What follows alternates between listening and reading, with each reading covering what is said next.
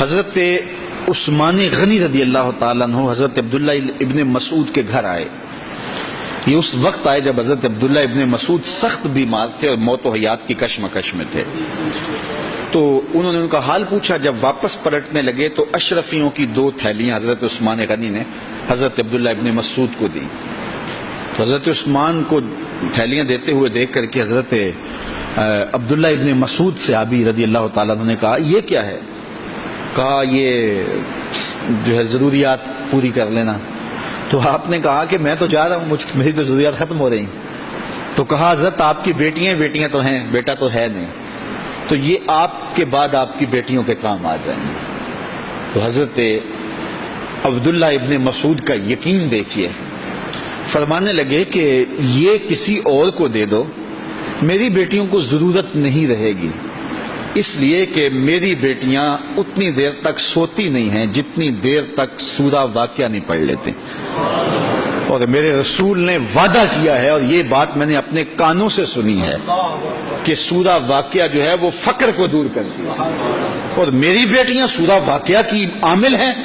تو کہا کہ یہ پریشانی مجھے تو نہیں ہونی چاہیے کہ میرے بعد میری بیٹیوں کو رزق کہاں سے ملے گا جب ان کے پاس سورہ واقعہ موجود ہے. کہا یہ اٹھا لو اور جا کے اس کو دو جس کے پاس سورہ واقعہ نہیں ہے.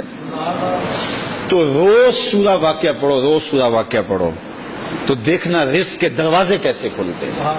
میں جب بھی گیا ہوں, اور اب بھی, کیونکہ میرے تو اتنے اخراجات نہیں, سادہ سی زندگی ہے, لیکن جامعہ کے حوالے سے ایک مسئلہ ہے, تو جب کبھی ایسا ہوتا ہے تو میں بچوں کو بٹھا کہتا ہوں سورہ واقعہ پڑھو, اور خود سورہ واقعہ پھر معمول بنا لیتا ہوں, تو پھر اللہ ایسی جانب سے رزق دے دیتا ہے کہ پتہ بھی نہیں ہوتا. تو سورہ واقعہ معمول رکھو. آخری بات, اور وہ حضرت سہل بن سعد الساعدی رضی اللہ تعالی عنہ کی مرویات سے ہے. شکا رجل الی رسول اللہ دیک المعیشۃ والفقر. ایک شخص حضور کی خدمت میں حاضر ہوا, کہا حضور تنگ دست بڑا ہوں, کثیر العیال ہوں, بچے زیادہ ہیں, ذرائع آمدنی تھوڑے ہیں, میرے لیے کوئی نسخہ ارشاد فرمائیے. تو آقا کریم نے اس کو کیا نسخہ دیا؟ یہ سب سے آسان نسخہ, اذا دخلت الدار فسلم علیہ.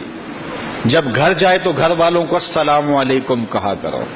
جو ہی گھر میں داخل ہو السلام علیکم, اور اس کے بعد ایک مرتبہ سورہ اخلاص پڑھ دیا کرو, قل هو اللہ احد. یہ عمل شروع کر دو. تو کہا یہ بالکل آسان وظیفہ ہے, گھر جاؤ السلام علیکم, اور اس کے بعد ایک مرتبہ سورہ اخلاص. اس عمل کو نہ چھوڑنا, بلکہ فرمایا کبھی ایسا ہو تو گھر جائے تو گھر میں کوئی بھی موجود نہ ہو, تو کہا عمل کو پھر بھی نہیں چھوڑنا. فسلم علیہ, کہا تو مجھے سلام کہتے نا.